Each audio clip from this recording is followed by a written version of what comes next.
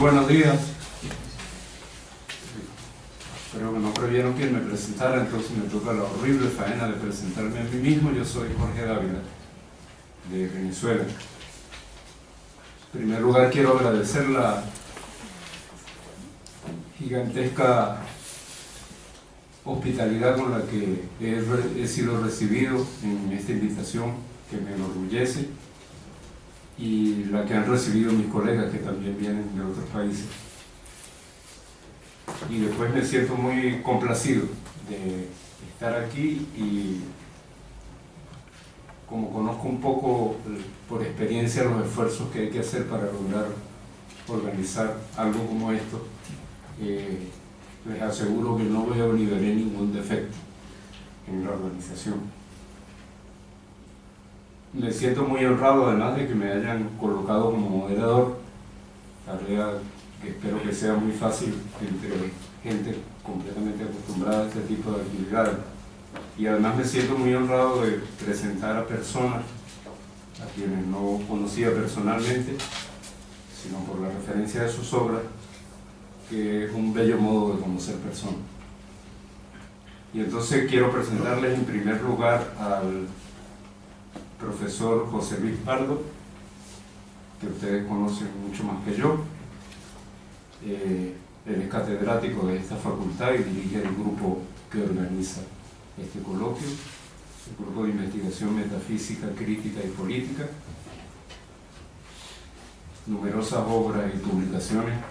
que muchos conocen. Para quienes no conocen, especialmente quienes vienen de fuera, ha sido un gran traductor al castellano de obras del pensamiento filosófico contemporáneo especialmente, y tiene publicadas tanto escritos breves como muchos libros, y entre ellos quisiera citar algunos libros que me parecen de suma importancia. De los más recientes: La regla del juego sobre la dificultad de aprender filosofía, publicado en 2004, Esto no es música, Introducción al malestar en la cultura de masa, publicado en 2007, un hermosísimo título, Nunca fue tan hermosa la basura, publicado en 2010, Políticas de la intimidad, ensayo sobre la falta de excepciones, más reciente, en 2012, y uno de entre varios textos que él ha publicado sobre Gilles Deleuze, a propósito de Deleuze, publicado el año pasado, en 2014. El doctor Pardo presentará su trabajo titulado Foucault, Hecho y Derecho, y en latín La cuestión de derecho y la cuestión de hecho. El profesor Pardo tiene la palabra. Muchas gracias, profesor Dávila. Bueno, pues yo diría que cuando una obra sobrevive al contexto de su emergencia, pues sucede algunas veces que incluso los que han vivido esa emergencia pues olvidan las condiciones que constituyeron la novedad de esa obra, ¿no? O sea, la distinción, la brecha que abrió en su tiempo, los motivos por los cuales fue sentida como una innovación, como una liberación de ciertas ataduras, como una señal de salida de ciertos atolladeros, porque después, y en buena medida gracias a esa obra, pues las ataduras han desaparecido, hemos salido de esos atolladeros y nos hemos encontrado en otros laberintos, con otras coacciones, y digamos, esa obra pues se discute en relación con las nuevas condiciones, ¿no? Y esto es normal, y yo diría sano que pase. Digamos que lo que una obra pierde cuando supera el marco histórico de su aparición no es nada que tenga que ver con la obra, sino tiene que ver con el tiempo al que esa obra pertenecía de manera contingente, y de alguna manera pues esta supervivencia permite que la obra se libere de ese contexto, de ese marco, y que alcance una dimensión, no sé si de temporalidad, pero sí por lo menos de aspiración a un cierto clasicismo, ¿no? Igual que escuchamos algunas sinfonías de la historia de la música o algunas tragedias que se pueden interpretar, digamos, en tiempos muy posteriores a los de su gestación, pero que siguen conservando su vigencia, ¿no? Y digamos, lo único que significaría echar de menos aquel contexto de emergencia o aquella novedad más o menos insurgente por parte de los que vivieron ese contexto, pues es que ellos se echan de menos a sí mismos, ¿no? Es decir, echan de menos a aquel que consideran su tiempo, como cuando alguien dice esto de mis tiempos, ¿no? Que es un poco declarar que estos tiempos de ahora ya no son los suyos, aunque en fin, misteriosamente sigan estando vivos, ¿no? Y digamos, pues en realidad los marcos históricos y los tiempos nacen para perecer y cuando perecen pues lo hacen de manera irreversible, ¿no? Y digo todo esto porque algunas veces es la sensación que tengo al escuchar la manera como se habla de Foucault hoy en día en un paisaje histórico muy distinto al que motivó las investigaciones de Foucault, pero en el cual estas investigaciones siguen vivas y siguen siendo fructíferas. O sea que me acuerdo, digamos, de lo que para mí significó la aparición de libros como El nacimiento de la clínica, o La historia de la locura, o Las palmas y las cosas, o Vigilar y castigar, en el momento de su... En fin, no en el momento de su publicación en Francia, porque no fui yo tan precoz, pero sí, por lo menos en un momento en el cual las circunstancias de su nacimiento todavía estaban plenamente vivas, ¿no? Y yo recuerdo que yo me agarré a estos libros como un náufrago se agarra a una tabla de salvación, como alguien que está a punto de morir de sed y en fin, se agarra, digamos, encuentra un oasis, ¿no? Como alguien que está en una habitación llena de humo y de pronto abre una ventana y puede volver a respirar. Estas ingestiones masivas ya sé que son un poco peligrosas para los órganos de pensamiento y llevo años padeciendo los efectos crónicos de esta alimentación un poco desordenada, pero no sé lo que hubiera sido de mí, y sobre todo de mis órganos de pensamiento, si no hubiera encontrado estos textos. Y menciono este asunto no por el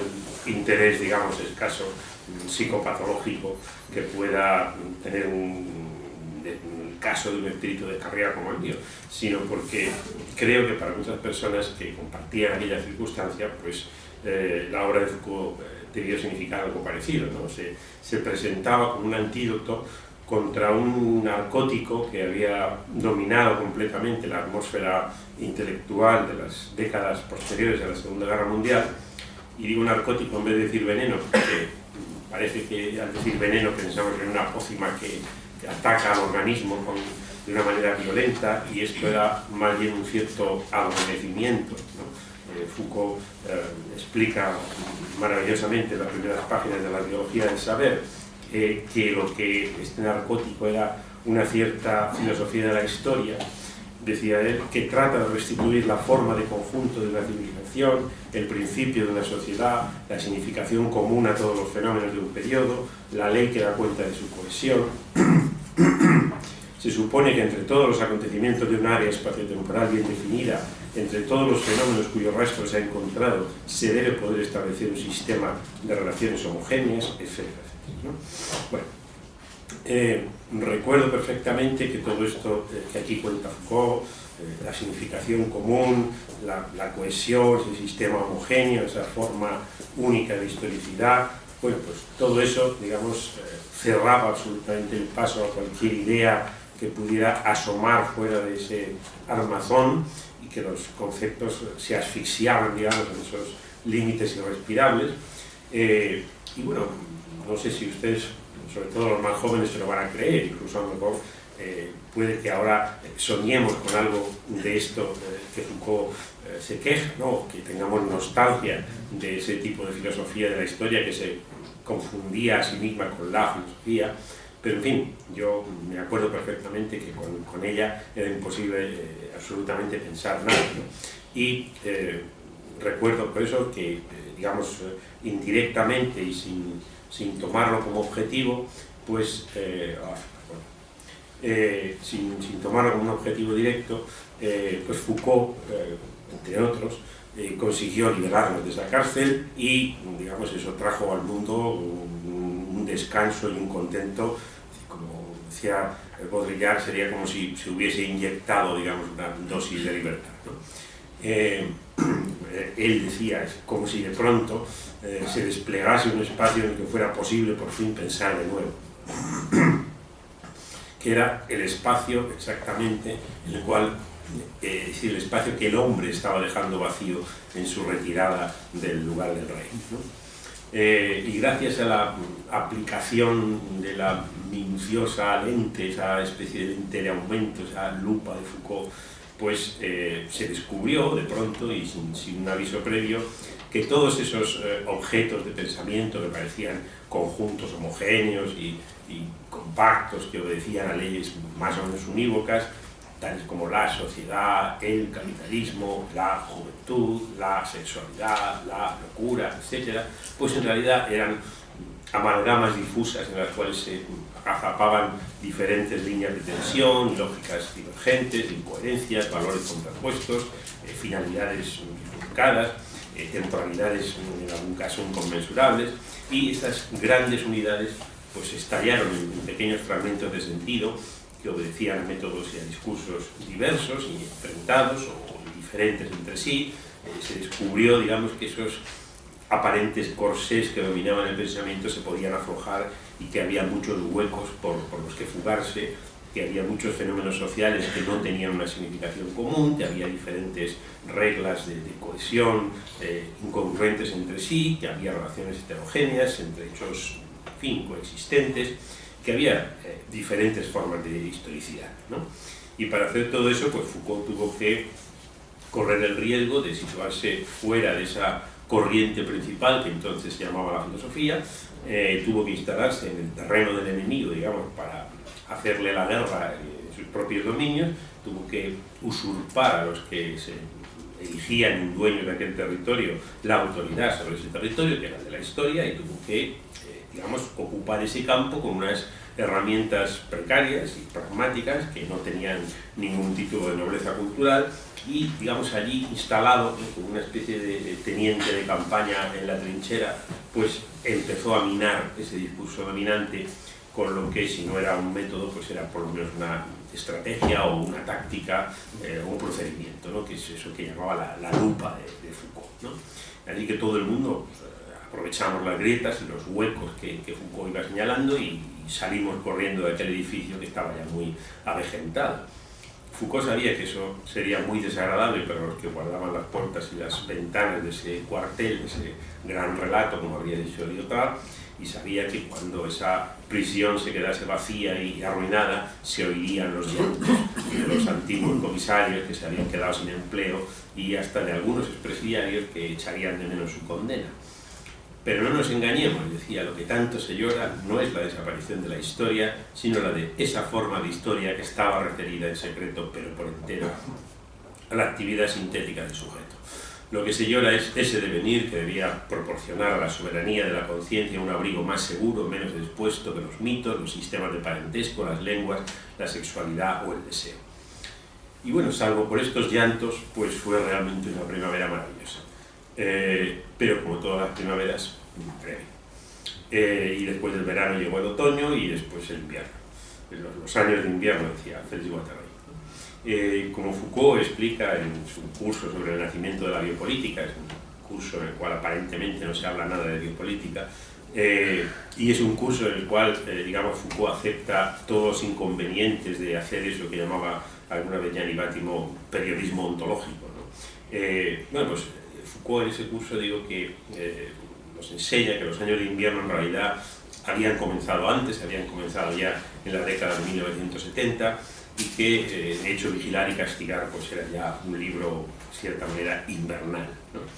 Y en 1982, 2 años antes de la muerte de Foucault, Marshall Berman escribía estas palabras: Foucault niega la posibilidad de cualquier clase de libertad. Las totalidades de Foucault absorben todas las facetas de la vida moderna. Desde la época feudal, las constituciones y los códigos son únicamente,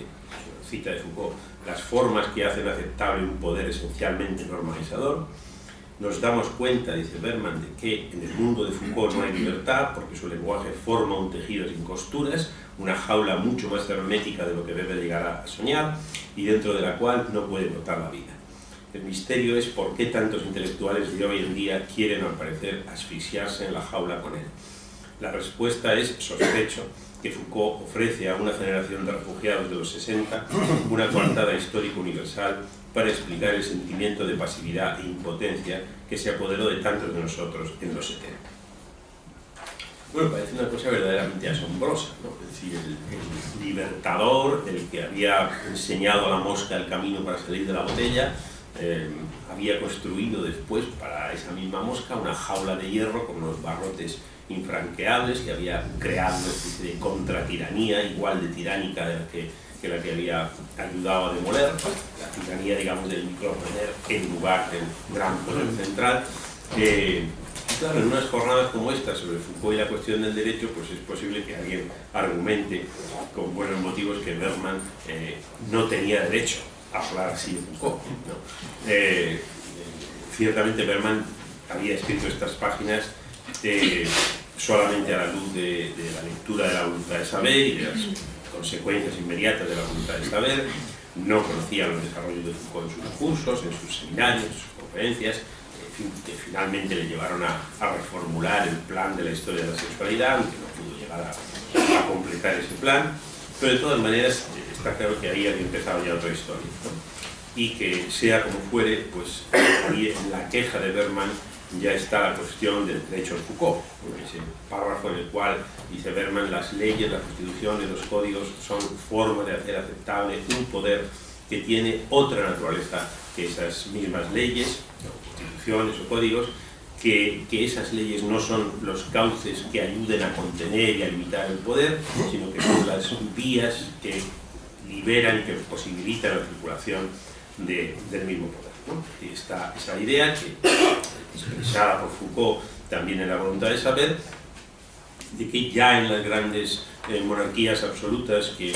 generaron un inmenso corpus jurídico, pues el derecho no era otra cosa más que la expresión de un poder que desbordaba los marcos del derecho y que los utilizaba para afianzarse, y que, por otra parte, pues por lo menos después de 1945, el derecho del Estado de Derecho no habría sido, según Foucault, exactamente una forma de impedir el despotismo, de conjurar el Estado policial de los totalitarismos, sino que habría sido sobre todo un intento de garantizar estabilidad a un poder de otro tipo, poder, digamos, empresarial, que a través del discurso neoliberal pues difundía sus estructuras normalizadoras a lo largo y ancho de todo el cuerpo social, ¿no? Entonces, es decir, este tipo de críticas como la de Bergman son un error de apreciación con respecto a Foucault, o es que Foucault se había desviado, por así decirlo, de sus presupuestos iniciales, o había acabado, como se dice a menudo, en un callejón sin salida que él mismo tuvo que dinamitar para poder encontrar, digamos, una solución, ¿no? Bueno, en la contraportada de la versión francesa de los volúmenes 2 y 3 de la historia de la sexualidad aparece una frase de René Char que viene a decir que la historia humana es la historia de la sucesión de las versiones de un mismo vocablo, ¿no? Y contradecir ese vocablo, dice Char, es un deber. Yo supongo que esa era la táctica de Foucault, ¿no? Es decir, Foucault era un contradictor magistral que siempre se les arregló para escapar de la imagen que de él se iba forjando a partir de la repercusión de su obra, ¿no? Por lo tanto, para contradecir las propias expectativas que él iba generando, ¿no? De escapar de sí mismo, decía. Pero claro, Michel Foucault era un filósofo, ¿no? Yo solo soy un profesor de filosofía, así que no puedo aspirar a contradecir las expectativas de la humanidad, tengo que conformarme con decepcionar las expectativas del público. Y eso es lo que voy a hacer, voy a decepcionar doblemente las expectativas de todas las personas que de buena fe han venido esta mañana a escuchar hablar sobre Michel Foucault y la cuestión del derecho, ¿no? Lo voy a hacer en parte para no repetirme demasiado, porque voy a acabar repitiéndome, ¿no? Quiero decir que ya había escrito yo a principios de este siglo un ensayo muy antipático titulado Máquinas y componendas, que bueno, pues aunque es un ensayo un poco de trazo grueso y ahora pues tendría que hacer algunas consideraciones de matiz que a lo mejor son importantes, pero digamos que básicamente sigo pensando que lo que pensaba entonces, que ese antijuridicismo de Foucault, pues, digamos, opone el modelo jurídico, básicamente en su versión ilustrada, al modelo disciplinario o micropolítico, pues de una forma parecida como se oponen el hombre vestido por los ropajes del derecho al hombre desnudo, preso en los mecanismos del poder. Eso no significa que Foucault no conceda ningún papel al derecho, ni que no tenga en la cabeza la posibilidad de otro derecho, que no sea el que aparece ligado a esa teoría de la soberanía. Le di varias vueltas a esta cuestión, primero en un artículo titulado La vida en suspenso, en el año 2007, después, en fin, en diferentes momentos en el seminario de este grupo de investigación que organiza estas jornadas, en el que hemos discutido esta cuestión hasta el aburrimiento y por escrito. En fin, digamos que me gustaría abordarlo por lo menos al principio, aunque seguramente terminaré diciendo siempre lo mismo desde una perspectiva un poco distinta, ¿no? Y que, como digo, es un poco decepcionante por partida doble. Yo cuando he propuesto este título, la relación entre la cuestión del derecho y la cuestión de hecho en Foucault, pues claro, lo que pensaba era en principio preguntar por la posición de Foucault como pensador con respecto a este tema clásico de la filosofía moderna, ¿no? ¿Qué tema clásico de la filosofía moderna? Pues digamos el tema que plantea con toda crudeza Kant en la Crítica de la razón pura, al comienzo de la deducción trascendental, ¿no? Todos sabemos, pues allí Kant adopta una perspectiva judicial y es en esa perspectiva en la que debe interpretarse el término deducción, que consiste en separar los hechos por una parte y los fundamentos de derecho por otra, ¿no? Y lo que se ha de juzgar en ese caso, pues ni más ni menos, es la pretensión de legitimidad de la síntesis conceptual, por ejemplo, de la síntesis presupuesta en el concepto de causa, según la cual pues, de un hecho A se sigue necesariamente otro hecho B. Entonces, la parte que corresponde a los hechos, es decir, aquella parte en la cual los hechos A y B son el fundamento de la síntesis, pues es lo que Kant llama deducción, o más bien explicación empírica, ¿no? Que Kant muestra la manera en que un concepto ha sido adquirido mediante la experiencia, mediante la reflexión sobre la misma, y afecta, por tanto, al hecho por el que se posee el concepto, no a su legitimidad. La experiencia suministra numerosos casos en los cuales pues, a un fenómeno A le sigue otro fenómeno B, pero lo que no puede suministrar la experiencia es la regla absolutamente universal por la que esto debe suceder necesariamente. Y es, por tanto, digamos, la legitimidad de la regla de la síntesis, no de A o de B, sino del se sigue necesariamente lo que necesita ser fundamentado, ¿no? Y lo que no puede fundamentarse simplemente en los hechos A y B o en la experiencia concebida solamente como la sucesión empírica de los hechos, y es ahí donde, como dicen los manuales, pues hay que elevarse de la cuestión de hecho a la cuestión de derecho, ¿no? Cuestión de derecho porque lo que ahí está en juego no es un hecho A o B, sino, digamos, la validez universal necesaria de una regla, ¿no? Y bueno, este problema pues a lo mejor convenía hacer dos acotaciones. Una es que la separación de la cuestión de hecho con respecto a la cuestión de derecho es en cierta manera producto de la abstracción o del análisis, ¿no? Quiero decir que evidentemente nadie percibe solamente hechos inconexos o solamente reglas que los conectan válidamente, sino que lo que percibimos como hechos son justamente aquellas ocurrencias que se dan de acuerdo con una regla. Y es, por así decirlo, es el análisis de la experiencia lo que nos obliga a distinguir estos dos tipos de cuestiones. Pero, y esa sería mi segunda acotación, esto también significa que para nosotros la validez de la regla se presenta como un hecho, aunque sea un hecho, en fin, de naturaleza diferente a los hechos A y B, ¿no?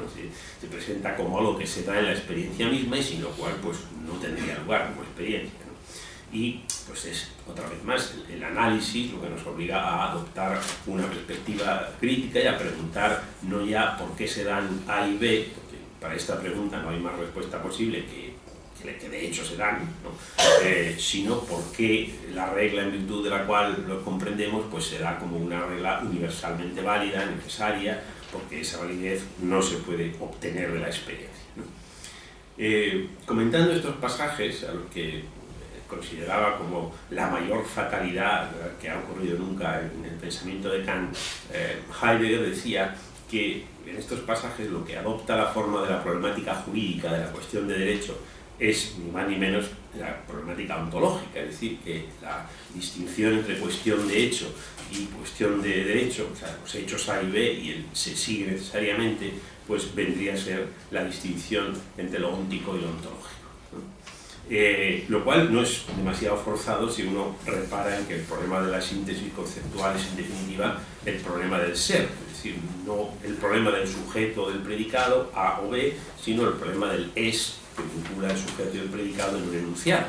Ustedes quieren la cuestión de qué es lo que nos da derecho a decir que A es B o a considerar válido ese enunciado. Y como estoy seguro que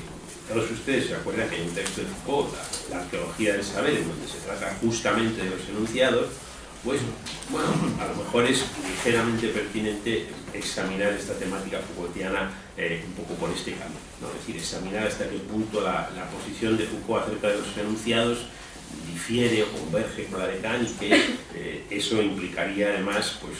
tomar alguna decisión sobre el lugar que ocupa Foucault como pensador, es decir, cómo se ubica con respecto a estas cuestiones, digamos, ontológicas, y con esto pues ya les he infligido a ustedes una primera decepción, porque todo indica que si voy a hablar de esto, pues digamos, la cuestión de derecho que voy a plantear no es la que ustedes habían venido aquí a escuchar, ¿no? Que tendría más que ver con lo que se llama el segundo Foucault, Foucault de vigilar y castigar, aunque yo tengo dudas de que haya tanto Foucault distintos, ¿no? Pero bueno, a esta primera decepción enseguida hay que unirle una segunda, porque nada más plantear esta cuestión sobre cómo funciona esto de la cuestión del derecho y del derecho en la teoría de los enunciados de Foucault, de la arqueología del saber, pues Foucault se apresura a decir, bueno, olvídense ustedes de la cuestión de derecho, estamos en el terreno de los hechos, esta es una investigación que se reduce a cuestiones de hecho, ¿no? Ya en el texto que dio origen a la arqueología del saber, las respuestas al círculo de epistemología que publicó Foucault en el número 9 de la revista Cahiers pour l'Analyse en 1968, él decía que su investigación trataba de los hechos discursivos, ¿no? Y utilizaba esta fórmula como equivalente de acontecimientos enunciativos, pero a diferencia de lo que, por ejemplo, hacía Deleuze, Foucault no establece ninguna diferencia entre hecho y acontecimiento, ¿no? Quiero decir que parece que voluntariamente está reduciendo el ámbito de su investigación a cuestiones de hecho, lo cual es plenamente coherente, digamos, con el método de trabajo de Foucault, que consiste en buscar en los archivos, en los registros municipales, policiales, en las bibliotecas, en los repertorios, en las gacetas, ¿no? Que es, digamos, donde uno es un método historiográfico, pues no parece que ahí pueda encontrarse otra cosa que no sean hechos, y justamente hechos de discurso, ¿no? Cosas hechas de palabras, pero en fin, cosas que pertenecen al ámbito de lo óntico y no de lo ontológico. Claro, es verdad que en esa búsqueda Foucault se encuentra también con algo que difícilmente podría reducirse al dominio de los meros hechos discursivos o enunciativos que se suceden en el tiempo, y en un determinado momento el historiador, el arqueólogo, pues observa que los enunciados se agrupan por familias, por afinidades, por vecindades estructurales, que obligan a reconocer su obediencia a una cierta regla o a un cierto conjunto de reglas, ¿no? El conjunto de reglas que caracterizan una práctica discursiva, dice Foucault. Y para evitar que estas reglas sean concebidas bajo el prisma de lo que hace un momento llamábamos legitimidad, es decir, como reglas que legitiman a los enunciados en cuanto tales, pues Foucault se apresura a denominar a estas reglas positividades, ¿no? Como si así quisiera, en fin, asegurar su pertenencia al dominio de lo positivo, ¿no? De lo empírico, de lo fáctico. Y incluso dice en un momento que él se considera un positivista feliz, ¿no? Feliz, quiere decir un positivista sin mala conciencia de ser positivista. Esto es un poco, lo dice un poco en broma, dice literalmente que cada una de esas positividades es una figura puramente empírica, y que aunque constituye una condición para los enunciados, no es, dice, condición de validez para ciertos juicios, sino condición de realidad de ciertos enunciados, ¿no? Y en esta frase está claro que hay una contraposición entre la validez, que sería la cuestión de derecho, y la realidad, que sería la cuestión de hecho, y que esto sugiere que estamos en el terreno de los hechos y no en el de los derechos, estamos en el terreno de la facticidad y no en el de la validez, en el de lo empírico y no en el de lo trascendental, o en el de lo óntico y no en el de lo ontológico. No se trata, dice Foucault, de describir lo que podría legitimar una aserción. Es decir, no es la cuestión de la legitimidad lo que está en juego. Lo que, digamos, esto a lo mejor bastaría para afirmar que para Foucault en este punto no hay cuestión del derecho, que todo se desenvuelve en el ámbito de los hechos y que también aquí habría un cierto antijuridicismo de Foucault en materia de ontología, es decir, que se niega a hacer ontología, ¿no? Y hay razones poderosas para esa negativa, ¿no? La cuestión de derecho, la cuestión ontológica, sería la que establece las condiciones de posibilidad de los enunciados y por lo tanto tiene que ver con la esencia de esos enunciados, con lo que hace que sean enunciados. Mientras que las reglas a las que se refiere Foucault, las positividades, como son condición de realidad de ciertos enunciados, son reglas de producción de enunciados. Son reglas, por decirlo así, de existencia, no de esencia. Y por tanto, esas reglas no pueden ser universales y necesarias, como sí lo son las que atañen a la cuestión de derecho. Tienen que ser siempre reglas particulares y contingentes, porque ninguna existencia es necesaria, la existencia siempre es una cuestión de hecho. Sin embargo, digamos, esta autolimitación voluntaria de Foucault al terreno de los hechos parece como que se pone en cuestión en un momento cuando Foucault introduce para estas positividades el rótulo de a priori histórico, que es una expresión que él mismo dice que es una expresión un poco chirriante y bárbara, porque, claro, diríamos nosotros, si es a priori no puede ser histórico, porque eso equivaldría a decir que es empírico, y si es histórico, pues no puede ser a priori. Entonces parece que en ese punto, cuando escuchamos esto del a priori histórico, tendríamos que preguntarnos qué es lo que hay que tomarse en serio, lo de a priori o lo de histórico. Yo hace muchos años que aprendí que tratándose de Foucault hay que tomarse en serio todo, porque es un autor que no da puntada sin hilo, es decir, que nunca ha escrito un texto sin haber calculado perfectamente las consecuencias, los efectos, las objeciones, las posturas, y elige sus palabras con un cuidado exquisito. Todo el mundo deja huecos cuando escribe, pero en fin, a Foucault es muy difícil encontrárselos, ¿no? Así que para empezar hay que introducir dos observaciones relativas a esto del a priori histórico. La primera es que, desde luego, no se trata de una regla universal y necesaria, pero cuya vigencia estuviera restringida a un cierto periodo histórico. Eso sería, dice Foucault, un trascendental sincopado, una especie de a priori intermitente, que lo dice con bastante sorna, ¿no? Es decir, que no puede pensarse como un a priori al que se le añadiese la condición de histórico como un predicado adicional. Es decir, que no es un a priori de naturaleza extrahistórica que se aplica luego a la historia o a ciertos periodos de la historia, sino que, por así decirlo, es un a priori producido por la propia historia, constituido en la historia y por la historia, que no viene de fuera de la historia, que no precede a la historia, sino que nace y que reside en ella, ¿no? Y la segunda observación es que, por grande que sea el antijuridicismo de Foucault, él no está diciendo de ninguna manera, sino todo lo contrario, que no haya a prioris, digámoslo así, puros, ¿no? Es decir, que no haya reglas universales y necesarias que discriminen los enunciados en términos de legitimidad o ilegitimidad. No está diciendo que todo a priori es histórico, ni por tanto que todo lo ontológico se puede reducir a lo óntico, porque, entre otras cosas, reconoce la posibilidad, incluso la necesidad, de que se produzca un cruce o un encuentro entre los a priori puros y los históricos, ¿no? Lo que dice es que, mientras que en el caso del a priori puro, él no lo llama puro, pero bueno, la cuestión es la cuestión de la legitimidad, la cuestión de derecho, y el dominio es el dominio de lo universal y lo necesario. En el caso del a priori histórico, lo que encontramos, lo que provocan esas reglas de producción de enunciados, no es universalidad, no es necesidad, sino, y este es otro término que Foucault ha elegido con muchísimo cuidado, regularidad.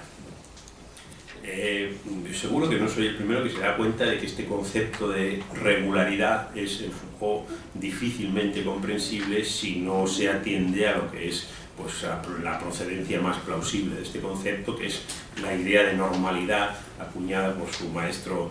Cunningham, ¿no? Y como todos sabemos, Cunningham había insistido constantemente en que en el terreno de las ciencias de la vida lo normal y lo patológico no se contraponen como lo normal y lo anormal, o si se quiere como lo legítimo y lo ilegítimo, ¿no?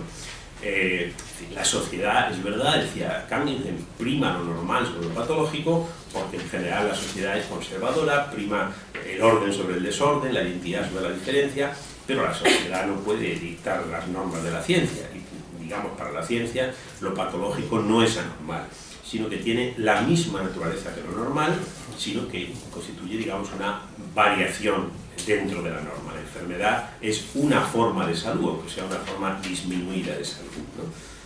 La vida, decía Cunningham, es una actividad normativa. No solamente en el sentido de que todo ser vivo se esfuerza por conservar su normalidad orgánica, sino sobre todo en el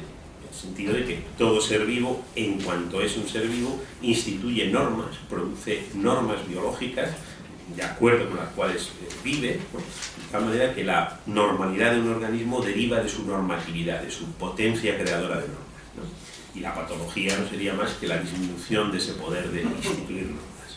Entonces, la sociedad no puede dictar normas a la ciencia, pero tampoco la ciencia puede dictar normas a la vida, ¿no? Que tiene por sí misma el poder de crearlas. Pierre Macheray, que ha estudiado en profundidad el parentesco entre estas regularidades y normatividades de Foucault y las de Cunningham, contraponía en cierta ocasión la concepción, decía él, negativa de la norma y de su acción, fundada en un modelo jurídico de exclusión que remite al reparto de lo permitido y lo prohibido. Oponía esto, digo, a una concepción positiva que insiste, al contrario, en su función biológica de inclusión y de regulación, no en el sentido de una reglamentación, sino de una regularidad, sugiriendo de paso un sentido menos positivista para las positividades de Foucault, ¿no? Y decía también que según se privilegie el modelo jurídico o el modelo biológico de la norma, se pensará su acción. Negativa y restrictivamente, como la imposición abusiva de una frontera que atraviesa y controla bajo la forma de una dominación, un dominio sobre una espontaneidad cuyas iniciativas se suponen preexistentes de esa intervención, o por el contrario, positiva y expansivamente, como un movimiento ampliado que, desplazando progresivamente los límites de su dominio de actuación, constituye él mismo el campo de experiencia al que las normas habrán de aplicarse. Bueno, partiendo de una línea que comienza con Husserl, que seguramente pasa por Max Scheler, claro, antes he dicho, Foucault no habla de a priori puros, él contrapone el a priori histórico a lo que él llama el a priori formal, ¿no? Lo cual nos hace pensar, por lo menos en primera instancia, en Scheler, ¿no? Y seguramente pasando también por la psicología de la Gestalt, pues el término a priori biológico llega a Cunningham para designar ese tipo de normatividad propia de la vida, y creo que de una manera bastante evidente está presente en la concepción Foucaultiana de la norma y de la regularidad discursiva, ¿no? Ya en el nacimiento de la clínica hablaba Foucault de un poder normativo de la medicina, podríamos decir del discurso médico, de la práctica discursiva de la medicina, que comienza justamente con la aparición de la anatomía patológica, un tema que era muy propio de Cunningham, que va mucho más allá de los procesos de diagnóstico, de tratamiento de la enfermedad, ¿no? Decía Foucault, la medicina ya no debe ser únicamente el corpus de las técnicas de la curación y del saber que éstas requieren, también abarcará un conocimiento del hombre saludable, es decir, a la vez una experiencia del hombre no enfermo y una definición del hombre modelo. En la gestión de la existencia humana asume una postura normativa que no la autoriza simplemente a repartir consejos de vida prudente, sino que le da fundamentos para regir las relaciones físicas y morales del individuo y de la sociedad en la que vive. Es decir, en definitiva, creo que las positividades de Foucault son justamente positividades en este sentido de normalidad o de normatividad. Producen aquello mismo que regulan. Los enunciados que constituyen las regularidades discursivas y que son tanto los enunciados regulares como los irregulares, son una norma inmanente, en ese caso no a la biología, sino a la historia, y en ese sentido son a priori históricos, como lo es la episteme en las palabras y las cosas, porque los hechos discursivos que se descubren no preexisten a las reglas de acuerdo con las cuales se producen, ¿no? Y en ese punto pues hemos de reconocer que la renuncia inicial a la cuestión de derecho, a la cuestión de la legitimidad de los enunciados, y por tanto en apariencia a la ontología, pues se ve en cierto modo compensada por la aparición en el terreno de los hechos discursivos de un poder normativo y por tanto de algo así como un derecho que, aunque sea de rango inferior con respecto a las leyes universales y necesarias, manifiesta un alto grado de poder constituyente de objetos y de sujetos, ¿no? ¿Es suficiente este poder para transitar de la cuestión de hecho a la cuestión del derecho? Bueno, pues claro, nada de lo que he dicho hasta ahora permite suponer que Foucault esté negando que existen a priori puros, él los llama formales, ¿no? Foucault no solamente no niega que haya a priori puros, sino que al contrario afirma que los a priori históricos presuponen los puros, en la medida en que esa positividad o esa normatividad enunciativa, ese conjunto de reglas que caracterizan la práctica discursiva, es lo único que permite comprender cómo los a priori formales pueden tener en la historia puntos de anclaje, lugares de inserción, de erupción o de emergencia, dominios u ocasiones de empleo. Y también, desde luego, puntos de desanclaje, de prevalescencia, de desuso. O sea que esto significa, por de pronto, reconocer que hay ciertas condiciones universales y necesarias que los enunciados tienen que cumplir simplemente para ser enunciados, y que es bajo esas condiciones como los enunciados pretenden legitimidad, ¿no? Es decir, presentan su derecho a legislar sobre la experiencia. Ahora bien, para que esas aspiraciones de derecho se conviertan en legislación de hecho, o sea, para que se conviertan en el conjunto de reglas que gobiernan una práctica discursiva, han de tener en la historia puntos de anclaje que permitan que los derechos prendan en los hechos, ¿no? Que la legislación de derecho se convierta en legislación de hecho. Es decir, que esas condiciones o esas reglas de las que habla Foucault están a medio camino entre los a priori puros y los hechos históricos, pero que sin esas reglas el camino no se podría hacer, ¿no? Y bueno, si puede hablarse en algún sentido de un cierto paralelismo entre el proceder de Kant y el proceder de Foucault, a pesar de que ya hemos visto que se trata de cosas muy distintas, pues es en este punto solamente, ¿no? Es decir, Kant nunca deja de señalar,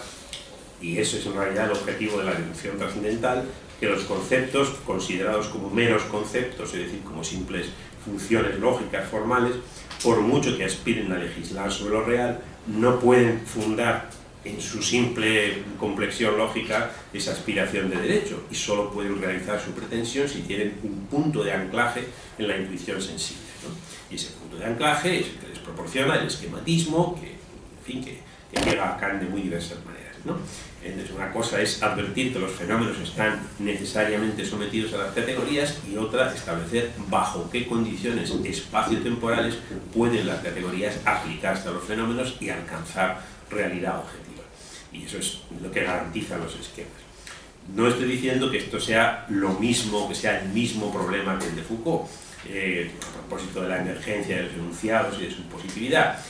Sí que hay una similitud objetiva entre esos dos problemas, porque para Foucault el a priori histórico es lo que permite determinar cuándo estamos ante el mismo campo conceptual y cuándo no.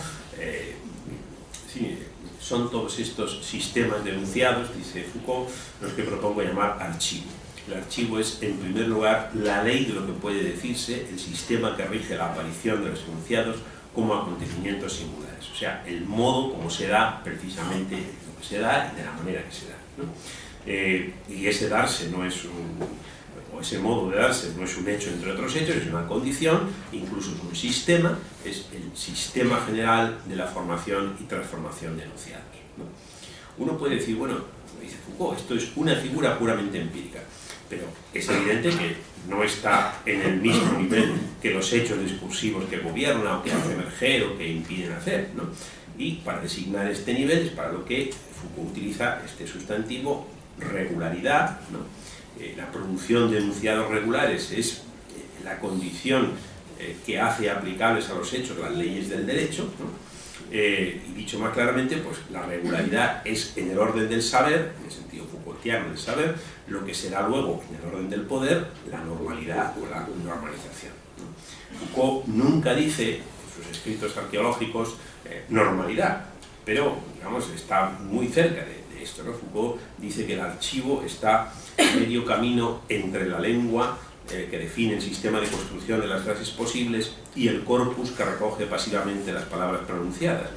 Es decir, en términos saussurianos está entre la lengua y el habla, que es justamente el lugar en el que, como todos sabemos, Cosseriu colocaba la norma, ¿no? Y la lengua rige la constitución de las frases correctas, pero necesita una norma, un esquema, para que estas frases se conviertan en enunciados pertenecientes a regímenes de normalidad determinados, y para que las leyes de iure se transformen en reglas de producción de enunciados de facto, ¿no? Es decir, que en el curso de la historia se constituyen estos regímenes de normalidad, estas prácticas discursivas reguladas, que aunque son históricas y son empíricas, se consolidan como normativas, como creadoras de normalidad. No son épocas de la historia, no son tampoco sistemas filosóficos, ¿no? Y el archivo es el conjunto de todos los regímenes de normalidad, ¿no? Nunca se puede acceder, dice Foucault, del todo al archivo, se accede más fácilmente a aquellas zonas del archivo que ya están periclitadas, que están muy lejos de nosotros. Entonces, si hay un procedimiento de Foucault, una lupa de Foucault, pues digamos la cara externa de ese procedimiento es la arqueología, es decir, ese conjunto de palabras que, como la historia de Pierre Rivière o los meteoros de Descartes, pues ya no nos permiten ver ningún objeto, porque los objetos a los que se referían pues han desaparecido o están desapareciendo, o son ya, digamos, no forman parte del museo, sino de los sótanos del museo, donde está allí toda esa, digamos, colección de figuras no jerarquizadas, todas las visiones para las cuales ya no tenemos palabras, ¿no? Pero según nos vamos acercando más a nuestro presente, dice Foucault, pues claro, esa lupa que está siempre instalada entre la cesura entre las palabras y las cosas, ilumina otra posibilidad que ya no es simplemente la práctica de la arqueología, porque digamos, ilumina una zona en la cual aparecen cosas para las que todavía no tenemos palabras, ¿no? Y es, dice Foucault, una región privilegiada, a la vez próxima a nosotros, pero diferente de nuestra actualidad, es la orla del tiempo que rodea nuestro presente, que se cierne sobre él y que lo indica en su alteridad. Fuera de nosotros nos delimita, despliega sus posibilidades a partir de los discursos que precisamente acaban de dejar de ser los nuestros. Bueno, esto no es arqueología, ya esto es, como dice Foucault, diagnóstico del presente. Por lo tanto, Foucault hizo diagnóstico del presente mucho antes de dar aquella conferencia sobre Kant y la Ilustración. Digamos, puso en práctica, digamos, su intuición fundamental y la pregunta ¿quiénes somos nosotros en este preciso momento histórico? Mucho antes de eso, ¿no? Incluso la puso en marcha como bajo la forma de la otra pregunta: ¿qué es eso que nosotros en este momento estamos dejando de ser, ¿no? ¿Qué es eso de lo que estamos escapando? Y, en fin, digamos, en los años 80 Foucault llamaba a esto ontología, ¿no? Ontología de la actualidad, ontología del presente, que también es una expresión un poco chirriante y bárbara, pero que de alguna manera implica la detección de cuál es ese régimen de normalidad que estamos abandonando y cuál es ese otro régimen de normalidad en el que estamos, por así decirlo, entrando, ¿no? También vuelvo a citar a Pierre Macheray, que dice, con respecto, digamos, a esta cuestión del discurso de Foucault sobre Kant y la Ilustración, en efecto, situarse con respecto a normas que definen durante un tiempo un campo de experiencias posibles es autoemplazarse como sujeto en el contexto de una sociedad normalizada que hace valer sus leyes, no obligando a plegarse a ellas a unos sujetos con unas predisposiciones propias o un principio de autonomía que preexistirían en ellos antes de exponerse a la acción de esa ley, sino instaurando al contrario un dominio de subjetividad que está él mismo predispuesto e inclinado a tal acción.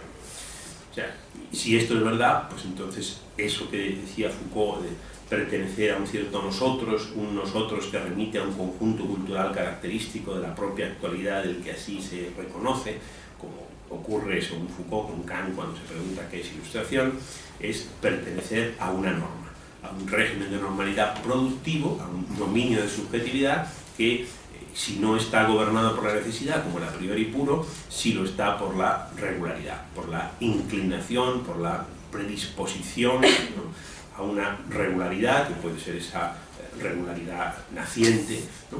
Y esta impresión, pues creo yo, se confirma si nos trasladamos del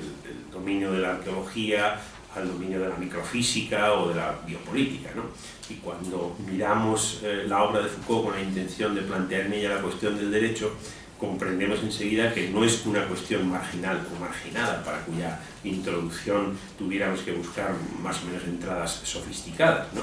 Por lo menos a partir de Vigilar y Castigar, la reflexión de Foucault se define incluso con respecto al derecho, es decir, se define por estar a cierta distancia con respecto al derecho, ¿no? Solo tardíamente encontró Foucault un nombre para ese territorio que él supo recorrer, quizá con más perspicacia que ninguno de sus contemporáneos, ¿no? Eso que llamaba la gobernación de los hombres, ¿no? En el mundo moderno, claro, parece que, en fin, en España había estado siendo mucho un ministerio de la gobernación, ¿no? Parece que es una cosa del poder ejecutivo eso de la gobernación de los hombres, ¿no? Pero bueno, el poder ejecutivo, que es pues, ese poder que está encargado de realizar en las poblaciones humanas los decretos que emanan de los parlamentos y las sentencias que dictan los tribunales de justicia, ¿no? Y aunque en realidad sabemos que hay mucho más, ¿no? Pero ese tópico bastaría para plantear el problema que Foucault quiere hacernos pensar, el problema de la distancia entre los marcos jurídicos y los hombres que han de someterse a esos marcos, ¿no? Y del hecho de que la incursión explícita de Foucault en el terreno de la filosofía política comience con una investigación sobre la cárcel no es casual, ¿no? Es decir, la cárcel es, en el tiempo histórico contemporáneo, la evidencia de que hay un trecho largo y tortuoso que va desde la universalidad de las leyes hasta la variedad empírica de las poblaciones humanas, y que ese recorrido no siempre se corona con éxito, que hay un margen de fracaso que puede variar en el tiempo y en el espacio, pero que en cualquier caso no se reduce nunca a cero, ¿no? Foucault no es un reformador social que se acerque a ese espacio con la intención de promover leyes mejores o más justas que reduzcan ese margen de fracaso, sino que es un físico, un microfísico de la sociedad que quiere comprender por qué algunas veces las leyes tienen éxito y consiguen prender en una población que no está a priori moderada por esas leyes, ¿no? Es decir, que haya delincuentes o locos o enfermos que constituyen una objeción viva contra las leyes o que dificultan su aplicabilidad, es simplemente la prueba de que no existe ninguna armonía preestablecida entre las leyes y los hombres que han de regirse por ellas. Pero por eso mismo el misterio no es por qué existen espacios de encierro como la cárcel o el manicomio, sino cómo pueden existir espacios de libertad, por lo menos aparentes, en los cuales los hombres cumplen la ley, ¿no? Y el problema no son los anormales, son los normales. El problema no es la excepción, es la norma. Y es ahí donde Foucault descubre todo ese continente que primero denomina lo disciplinario, que está a medio camino entre la formalidad de la ley y la materialidad del individuo, que no es la jurisdicción de los parlamentos o de los tribunales, pero que tampoco se rige por el mero azar de las circunstancias cambiantes. Y es un continente en el que proliferan toda una serie de discursos policiales, reglamentarios, psicológicos, médicos, morales, pedagógicos, existenciales, etcétera, que no tienen la forma regia del poder político, pero que consiguen volver a los hombres aptos para ser gobernados o que, en su defecto, pueden incluso regular las prácticas de los ingobernables, ¿no? Y es incomprensible, por tanto, que Foucault rechazara la explicación, digamos, hobbesiana del miedo como mecanismo exclusivo de su misión política, o que se sintiera incómodo con el concepto de represión y que desembocase en una investigación acerca del modo como los hombres se constituyen a sí mismos como sujetos, ¿no? O sea que Foucault afirma, ¿no? O sea, recordaba yo antes esa afirmación de que se puede volver a pensar de nuevo en ese espacio del cual el hombre se retira cuando antes había ocupado el lugar del rey, ¿no? Trasladado esto, digamos, al terreno de la filosofía política, digamos, ese espacio vacante está vacío, es el espacio que deja el soberano cuando se retira de la escena central del poder político. Foucault siempre pensó la soberanía en términos de monarquía y por tanto la decapitación del rey como la desaparición de la soberanía misma, ¿no? Aunque en la teoría esto haya tardado más tiempo. De manera que este espacio está vacío en un sentido, es decir, no viene a ocupar el lugar del soberano otra soberanía distinta que no sea la del monarca, pero en otro sentido no está vacío, porque la retirada del soberano lo que deja es al descubierto todos esos poderes microfísicos o biopolíticos que son para Foucault la esencia de la política moderna, ¿no? En el nacimiento de la biopolítica explica perfectamente que, digamos, en el antiguo régimen, o en que lo que él consideraría el antiguo régimen, el soberano está limitado por reglas que son exteriores al propio Estado, leyes naturales, morales, religiosas, etcétera, que desde el siglo XVII esas limitaciones de la razón de Estado se plasman en las leyes fundamentales del derecho público, leyes que, Foucault insiste mucho en esto, son extrínsecas o exteriores al Estado, y el cumplimiento o el incumplimiento de estas leyes de derecho público es lo que determina que el gobierno sea legítimo o ilegítimo. Digamos que ahí el derecho público concentra toda la cuestión del derecho, toda la cuestión de lo legítimo y lo ilegítimo. Desde fuera del poder, ¿no? Como los a priori puros concentran esa misma cuestión en el ámbito del saber, ¿no? Y así como hay una normatividad propia de los enunciados, una positividad productiva interior a los enunciados, pues también, dice Foucault, a mediados del siglo XVIII aparece con el nuevo régimen una limitación interna, dice una limitación de hecho, ¿no? A la razón de Estado, unas reglas de gobernación que no proceden del exterior, no proceden de las leyes fundamentales del derecho público, sino del interior. Son las reglas de la política económica, de la política interior o de la política exterior. Y si el gobierno transgrede estas leyes, entonces no se le llamará ilegítimo, se le llamará torpe, se le llamará incompetente, se le llamará inútil. Digamos que no se trata de lo que el soberano tenga o no derecho a hacer, sino de los efectos prácticos que tienen las cosas que hace. Y esa normatividad interna, inmanente, hay aquí varias citas, pero no las voy a saltar, es una normatividad biopolítica, y así se desarrolla en el siglo XIX, dice Foucault, alrededor de la institución judicial y para permitirle asumir la función de control de los individuos a nivel de su peligrosidad, una gigantesca maquinaria de instituciones que encuadran a estos a lo largo de toda su existencia. Es la red de un poder que no es judicial, es la sociedad disciplinaria por oposición a las sociedades penales. O sea que, digamos, alrededor de la cuestión del derecho, esto que llama Foucault aquí la justicia, pues se desarrolla un aparato de derecho gigantesco que no solamente adapta a los individuos a las leyes que deben cumplir, que se les deben aplicar, sino que de hecho produce individuos a cuya individualidad es inmanente la regla a la que obedece, como sucede con los enunciados de una misma práctica discursiva, ¿no? La cuestión del derecho ya no es la cuestión, ya no es la única cuestión, o en todo caso es cuestión de otro derecho, un derecho inmanente a esos nuevos poderes, que son técnicas de gestión, sistemas de administración, procedimientos de gobernación, un derecho de la norma, ¿no? Como decía François Sebald, pues en esa, digamos, normatividad interna, en el espacio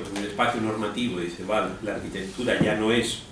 solamente un símbolo, es un signo de poder, la expresión del poder es lo que ocupa su lugar, está en su centro, es el poder mismo. La arquitectura es el instrumento, la técnica, el dispositivo, gracias al cual, en la ausencia de soberano, correlativa a la individualización de los sujetos, existe la posibilidad de una objetividad del juicio de cada cual sobre sí mismo. Es en el espacio disciplinario normativo, nada ocupa el lugar del soberano. Cada individuo se convierte en un caso y por lo tanto garantiza la aplicabilidad de la ley gracias a ese esquema que es lo que Foucault llama el diagrama y que constituye el continuum disciplinario que se mueve, digamos, a lo largo de la sociedad. La cuestión del derecho no es la cuestión del poder, la cuestión no es si es legítimo decir que A es B, sino la cuestión de la tolerabilidad o no de los mecanismos que permiten la síntesis del sujeto y del predicado mediante esa actividad homogénea y continua de los esquemas o de los diagramas, no es una cuestión jurídica. Es decir, todo el aparato del biopoder subsume las estructuras de lo que se ha llamado algunas veces el estado social, que no sería pues un estado de bienestar, sino más bien un estado de malestar. Es decir, no es un espacio de consolidación de nuevos derechos, de nuevas generaciones de derechos humanos, sino un espacio de dispersión y de multiplicación de nuevos controles. Y el problema de la insumisión también se sitúa en ese espacio intermedio, que ya no es el del derecho, ni tampoco estrictamente el de los hechos, es el de la controversia entre la población y las técnicas de gobernación, Sería difícil, creo yo, concebir una manera más actual de plantear el problema, y también sería difícil pensar en alguna forma de solucionarlo. Gracias.